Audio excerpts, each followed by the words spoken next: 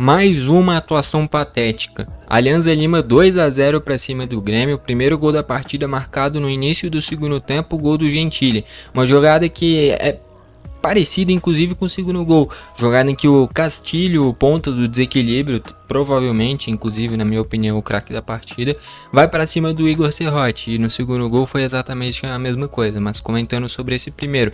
Vai para cima do Igor, fez o que quis com o Igor, veio pro meio, o Igor veio pro meio. Quando ele leva pro fundo, o Igor fica para trás. Ele cruza pro meio da área, ali o Volpi já defende, mas deixa a bola viva. O Guerreiro quase faz o gol, mas o Marlon tira em cima da linha e na sobra o Gentili abre o placar. Esse volume de jogo do Alianza Lima que teve desde o primeiro minuto.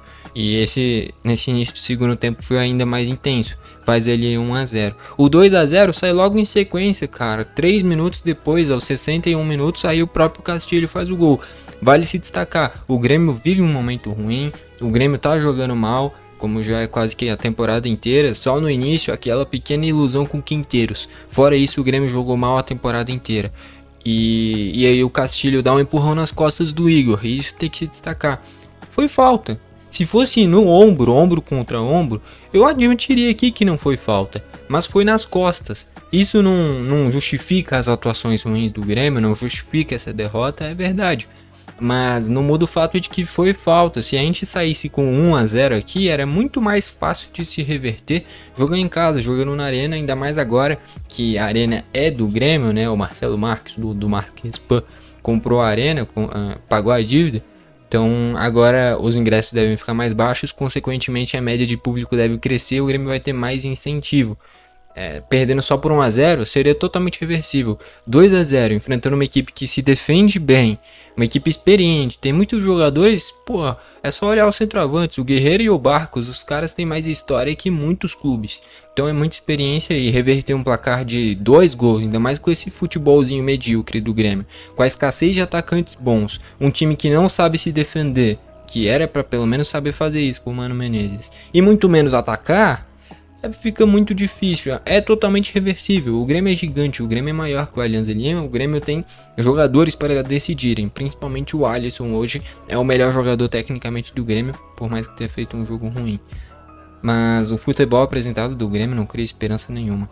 Completando sobre esse segundo gol do Castilho, ele dá esse empurrão nas costas do Igor, ele depois prossegue na jogada, o Igor se recupera, levanta para tentar defender, mas o Castilho finaliza no cantinho, tirando do Volpi, um gol que era para ele ter defendido, inclusive. O goleiro de um time do tamanho do Grêmio não pode tomar esse gol, mas a bola vai no cantinho, faz ali o 2-0 e fecha o placar nisso daí. Nos 2 gols o Volpi poderia ter feito coisa melhor, assim como contra o Cruzeiro, nos 3 primeiros gols ele poderia ter feito coisa melhor. E aí eu não tô falando que ele poderia ter defendido, que ele falhou, eu não tô nem falando isso, pode ser que sim, mas que ele pelo menos tinha que ter chegado mais perto de fazer a defesa, mas a impressão que passa é que ele é muito conivente com esse tanto de gol que o Grêmio toma.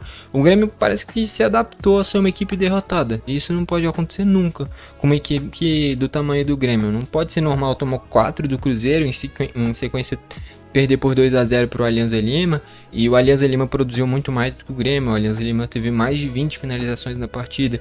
Cara, eu sinceramente tive a impressão que eu tava assistindo Vasco e Del Valle, que foi esses dias onde o Del Valle meteu 4-0, de tamanha diferença técnica. A diferença é que o Grêmio não teve um jogador expulso. Se tivesse, ia ser um placar muito parecido. Isso só mostra o quão mal vem sendo desempenhado o futebol do Grêmio. Sinceramente, eu sei que o Mano Menezes está há pouco tempo, mas eu já demitiria.